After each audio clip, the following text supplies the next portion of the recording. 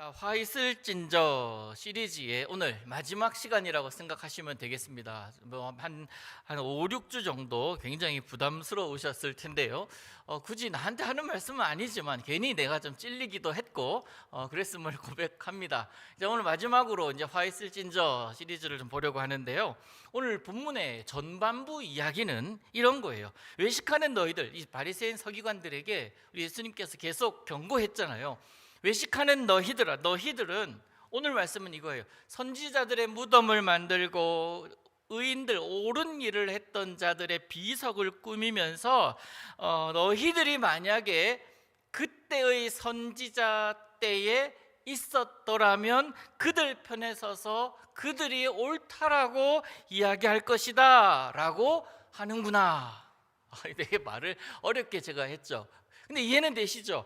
니네들이 지금 하는 그 행동을 통해서 너희들이 그 옛날 선지자들이나 하나님께서 보내신 예언자들 그때에 내가 있었더라면 나는 이 선지자 편에 섰을 것이다 라고 말하는구나 라는 이야기예요. 이 비석을 꾸미면서 그들이 말하는 것을 들으신 예수님께서, 여러분, 유대인들은요, 예언자들과 의인이라고 여겨지던 자들의 그 무덤을 만들고 비석을 세웠습니다. 비석 세우는 일은 뭐 때문에 비석을 세우죠? 기념하기 위해서 아닙니까? 그렇죠? 기념하기 위해서. 그래서 바리새인들과 서기관들 역시 그 일에 동참하면서 이러고 있는 거예요. 그러면서 그들끼리 얘기하는 겁니다. 지금 우리가 이렇게 그들을 위하는 것처럼 당시에 우리가 있었더라면 참 잘 섬겼을 텐데, 참 그들의 이야기가 맞다고 백성들에게 같이 얘기해 줬을 텐데 아쉽다라는 이야기예요.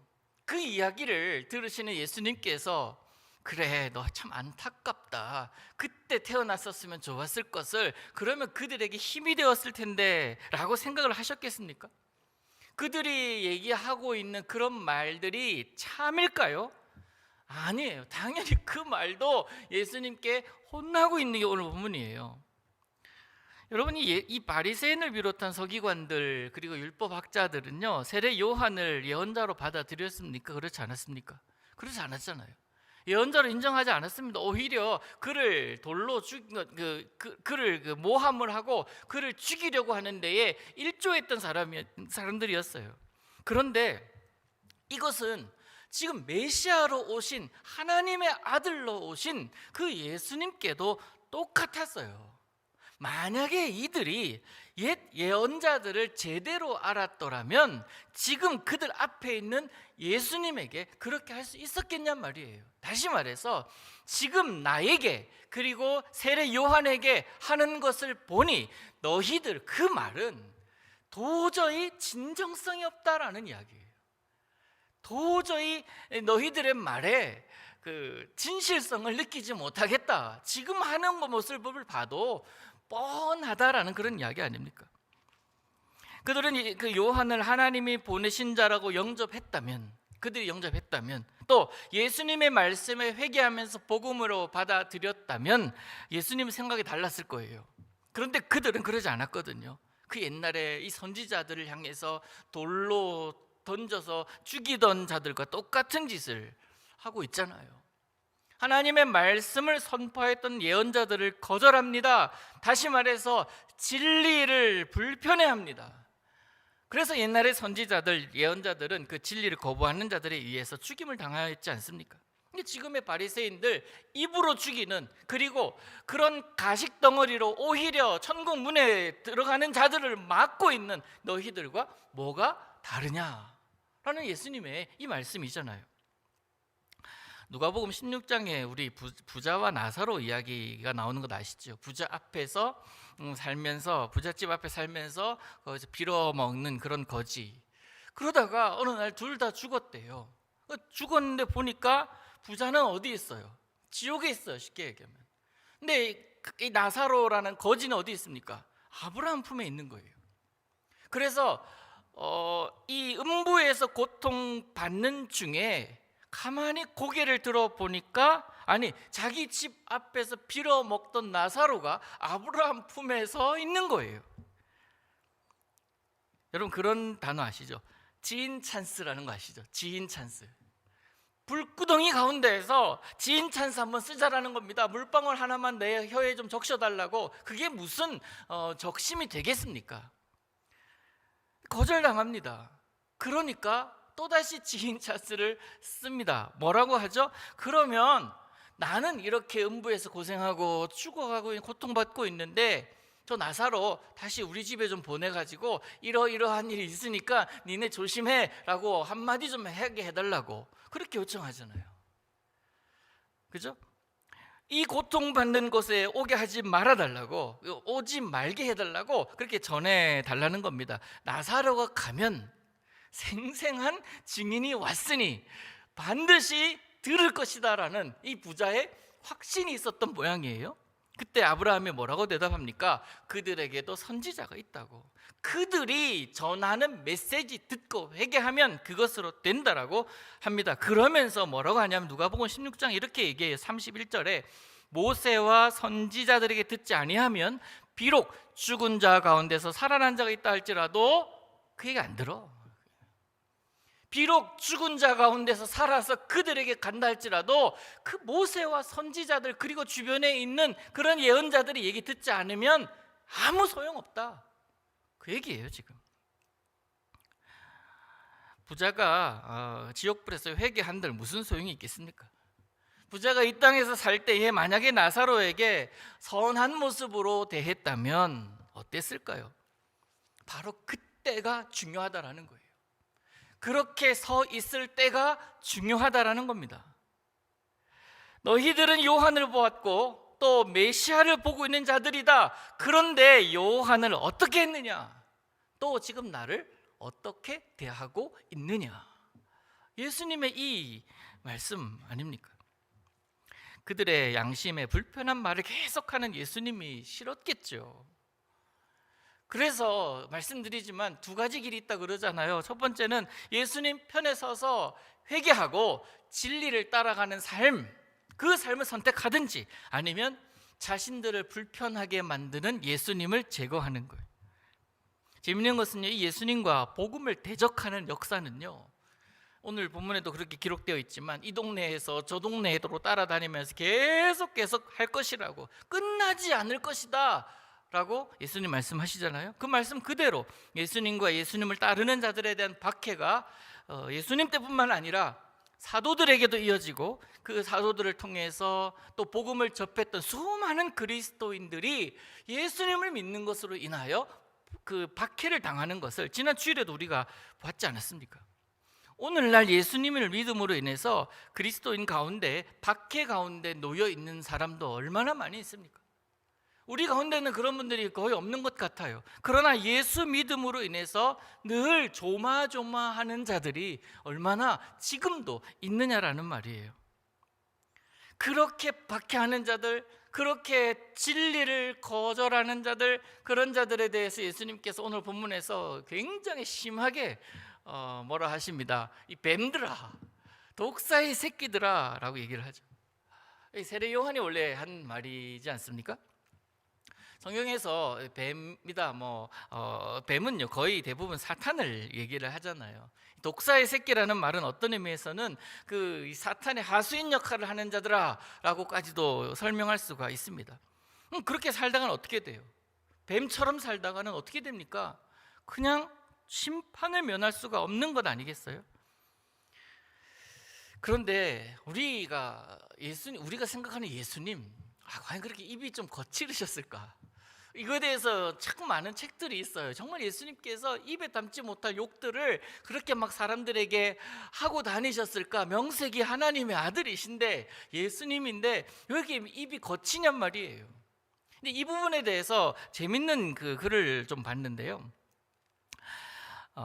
먼저 이제 우리 시편 58편 4절과 5절을 좀 보겠습니다. 시편 58편 4절과 5절 보세요. 그들의 독은 뱀의 독과 같으며 그들은 귀를 막은 귀머거리 독사 같으니, 그 독사가 귀를 막았대요. 귀를 막은 귀머거리 독사 같으니 술사에 홀리는 소리도 듣지 않고 능숙한 슬객의 요술도 따르지 아니하는 독사로다. 이게 무슨 얘기냐면 우리 사람의 능력은 대단해서 여러분 그 고래도 춤추게 할 수 있잖아요. 고래 칭찬은 고래도 춤추게 한다라는 그런 책들도 있고요. 근데 고래도 수련시키고 훈련시키면 고래를 그 사육사가 조련사가 타고 가요. 그렇죠? 물범도요.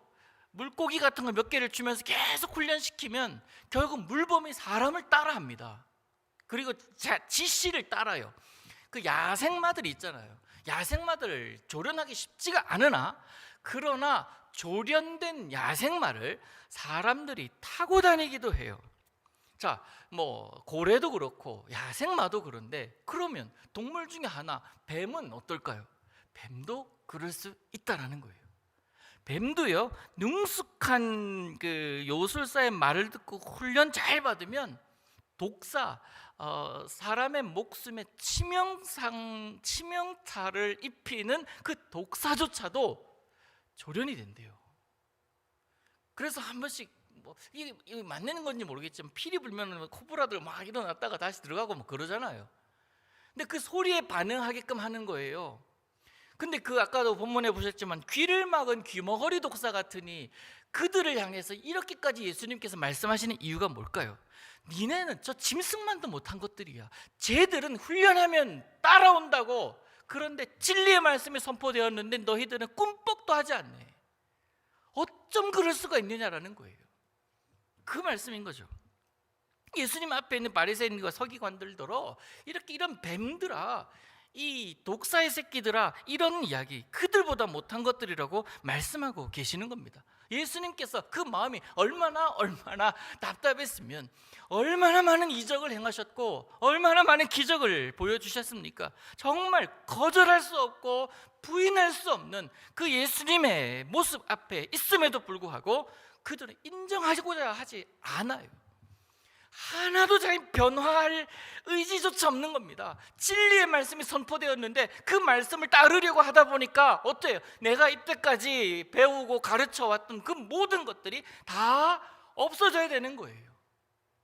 그러나 우리는 바울을 기억합니다.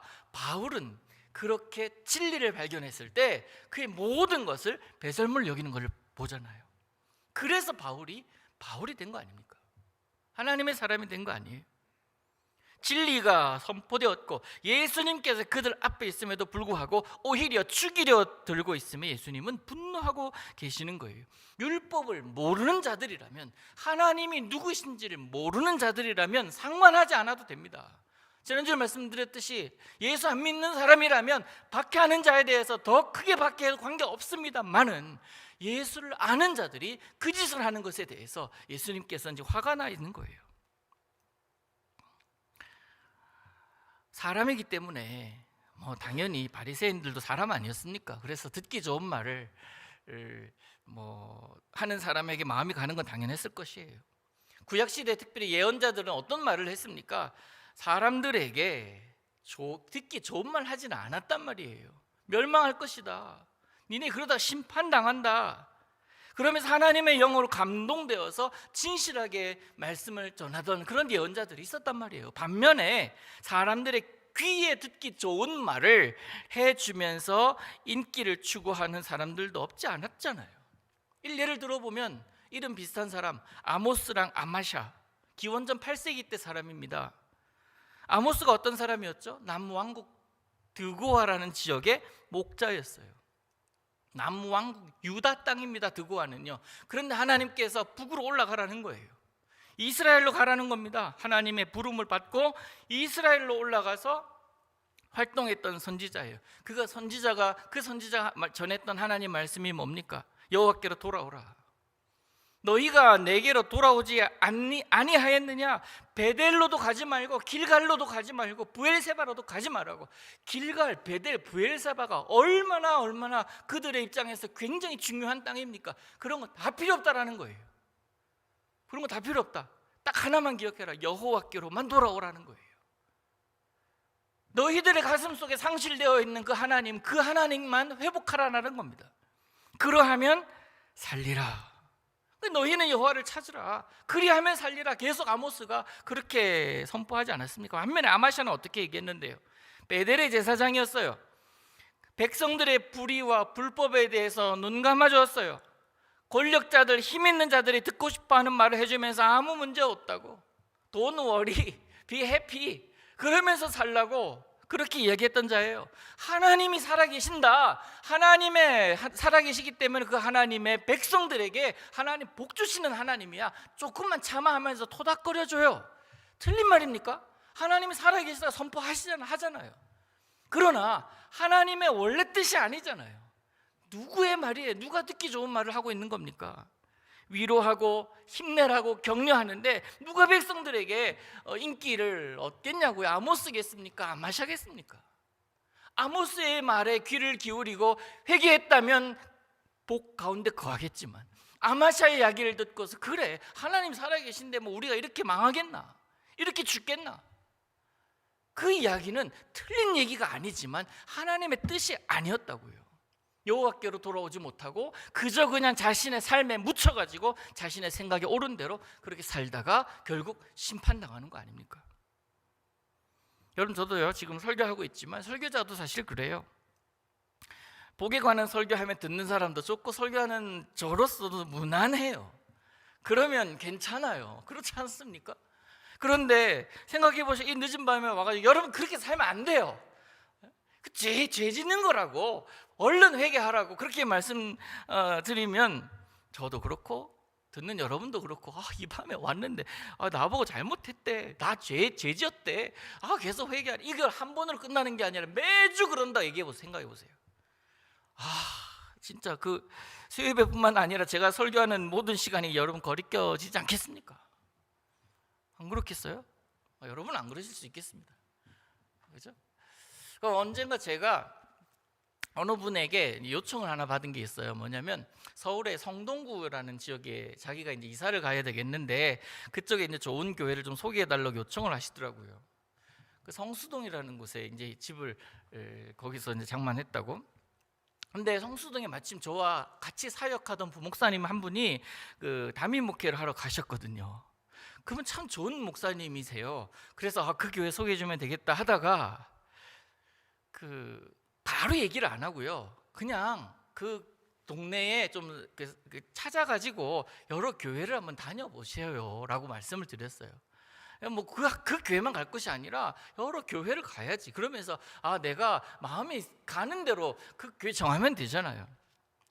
그러면서 제가 교회 정하는 팁 하나를 가르쳐 드렸습니다. 교회 정하는 법. 이사 가거나 우리 자녀들이 이제 어디 뭐 가잖아요. 그럼 교회 정하는 법이 있어요. 뭐 이 법에 나와 있는 건 아니지만 팁이에요. 뭐 여러 가지 방법이 있지만 어떤 팁이냐면, 사실 그 목사님 어떤 목사님인지 또 중요하고, 또 교인들이 어떻게 구성이 되어 있는지 중요하고, 교회가 얼마나 오래된 역사가 또 중요하겠지만은 그 중에 하나, 이 설교에 관해서 제가 말씀을 드렸어요. 한두 편의 설교를 듣고 그 목사님을 판단할 수 없고 교회를 판단할 수 없는 것이지만, 그래도 설교를 가만히 들어보다가 아까랑 말씀이 연결되는 겁니다. 축복에 관한 설교를 계속 하시는 목사님이 있는 교회보다 좀 마음 불편하게 하는 설교하는 목사님 교회를 가라고 그렇게 말씀을 드렸어요. 사람들은 아까 말씀드렸다시피 본능적으로 듣기 좋은 말을 듣고 싶어 합니다. 이거는 고대 사회나 중세 교회나 21세기 오늘날의 현대 교회도 마찬가지예요. 똑같다고 봅니다. 혹시나 자신에게 찔리는 말을 하면은요, 그렇게 자신을 찌르는, 내 안에 나를 찌르고 있는, 그래서 좀 거리낌이 되는 그 요소를 제거하려고 하지 않아요. 그 말한 사람을 제거하려고 해요. 또 그것에 대해서 귀를 막아버려요. 이게 무슨 말이죠? 내 안에 그 말이 딱 걸린 거예요. 내가 저랬는데. 예를 들면 지금 당장 아내, 남편 외에 바람피고 있는 사람, 그 자리에서 회개하라고, 다시는 그를 만나지 말라고 라고 선포했는데, 근데 그 가운데 바람피고 있는 사람 한 사람 있었던 거예요. 찔렸잖아요. 내가 회개해야지, 내가 이래서는 안 되지, 그래 결단할 것이다, 난 그를 더 이상 만나지 않을 것이다 하면서 내 안에 내 남편을 사랑해야지, 하나님 그런 마음을 주셔서 감사합니다 하면서 딱 단절시켜야 되는데, 되게 불편하네. 왜 저런 얘기를 설교 시간에 하는 거야? 저 사람 나를 봤나? 내가 언제 누군가에게 들었나? 그러면서 그 다음부터 귀를 닫기 시작하는 거예요. 내 그 모습을 포기하고 싶지 않은 거예요. 그래서 귀를 막든지 아니면 적극적으로 그를 제거하려고 합니다. 그래서 죄에 대해서 책망하고요, 여호와께로 돌아오라고, 선하게 살라고, 하나님 보시기에 의로 살라고 그렇게 이야기하는, 그렇게 가르치고 그렇게 선포하는 설교자는 소위 인기가 없단 말입니다. 그러나 누구나 조건 없이 다 받아들이고, 하나님 너를 축복할 거야, 하나님 너를 인도하실 거야, 언젠간 너는 복 받을 거야, 그러면 토닥토닥 해주는 그 사람이 인정받는 세상이라고요. 그래서 제 안에 늘 뭐가 있겠어요? 갈등이 있는 거예요. 그럼 만약에 하나님의 마음을 대언하는 것이라면 그렇게 해야 돼요. 그러나 우리는 완전하지 않거든요. 그래서 때로는 죄가 죄인 줄 모르면서 살 때가 있단 말입니다. 여러분도 종종 기도할 때 그런 기도 하시잖아요. 우린 죄인이라고, 그래 불쌍히 여겨달라고. 그러면서 하는 말이 내가 알고 지은 죄, 모르고 지은 죄 다 용서해달라고. 틀린 말 아니에요. 이렇게 기도해야 됩니다만은 이 문장의 전제는요, 내가 죄인 줄 모르고 지었던 죄가 있을 수도 있다라는 이야기예요. 그래서 문제는 죄 가운데 있기 때문에, 그래서 하나님이 그것 아니라고 말씀을 통해서, 설교자를 통해서, 아니면 특별히 또한 간접적인 계시를 통해서 말씀하실 때 주님, 내가 틀렸습니다 라고 고백할 수 있어야 한다라는 겁니다. 주님께서 말씀하시는데 주님 그거 아닙니다 라고 누가 얘기를 해요? 우리의 모든 것을 아시는 주님인데. 구약의 율법을 읽으면서, 특별히 이 예언자들을 배척한 조상들에 대해 읽으면서, 왜 그들이 어리석게 이 예언자들 편에 서지 않았을까? 나 같으면 섰을 텐데 왜 그들은 눈이 어두웠을까? 왜 그들은 귀가 어두웠을까? 라고 생각하는 너야, 지금 똑같은 짓 하고 있는 거야 라고 바리새인들에게, 서기관들에게 예수님께서 말씀하고 계시는 겁니다.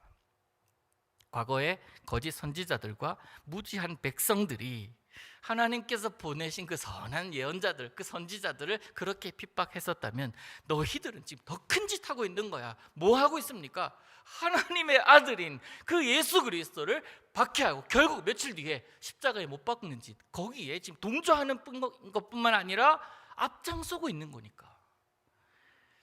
사랑하는 여러분, 이런 악한 자들, 또 그 악한 자들이 판을 치는 그 땅에 대해서 예수님께서 어떤 결론을 내리시는지 함께 봅니다. 37절 보세요. 37절, 예루살렘아 예루살렘아, 선지자들을 죽이고 내게 파송된 자들을 돌로 치는 자여, 암탉이 그 새끼를 날개 아래 모음같이 내가 네 자녀를 모으려 한 일이 몇 번이더냐? 그러나 너희가 원하지 아니하였도다. 안으로 들어오라고, 회개하라고, 내 품에 있으면 안전하니까 그 암탉이 그의 새끼들을 모으듯이 내가 이렇게 오라고 했거늘 너희들은 계속 거부하는구나. 예루살렘을 향하여, 그 뜻이 뭡니까? 예루살렘을 향한 뜻이 뭐예요? 하나님의 자녀임에도 불구하고, 선택된 백성임에도 불구하고 하나님과 관계없이 살아가는 너희들아. 광범위하게 예수님께서 말씀하세요. 예루살렘은 그때 당시에 지상에서 가장 거룩한 도시로 그들의 머릿속에는 있거든요. 다른 도시와 다른 특별한 뭔가가 있어서 그런 것이 아닙니다. 단 하나의 이유예요. 하나님께서 선택하셨기 때문에. 이거예요. 우리를 보자고요. 하나님께서 선택하셨기 때문에 우리가 그리스도인 된 것 아닙니까? 특별한 뭐가 있어서 그런 거 아니잖아요. 그래서 예루살렘은요, 거룩한 땅 되었어야 됩니다.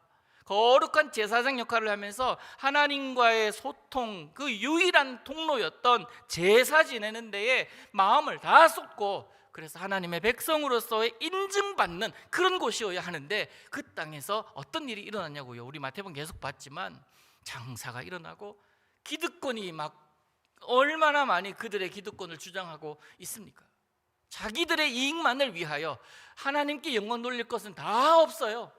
자기들만 생각하고 있는 그런 곳이 되고 말았던 거예요.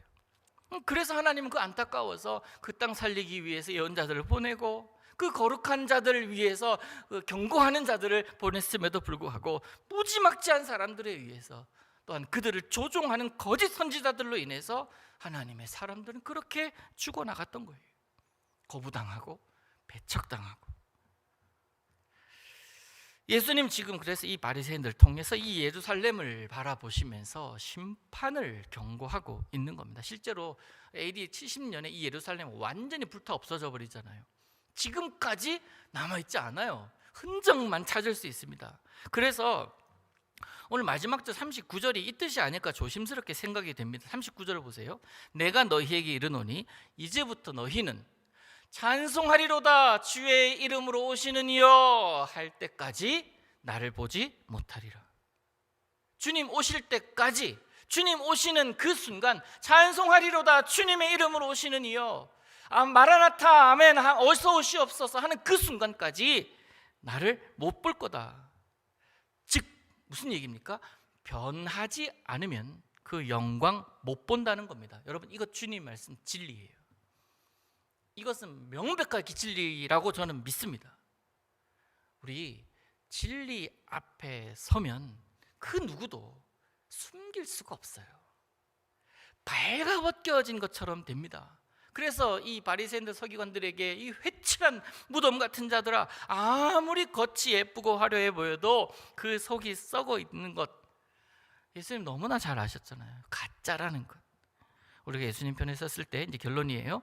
그 진리의 말씀을 따랐을 때 거룩한 옷을 입고 영광 가운데 서겠지만, 그렇지 않았을 때는 바리새인들처럼 화 있을진저 진노 중에 머물게 됨을 우리 잊지 말아야 할 것입니다.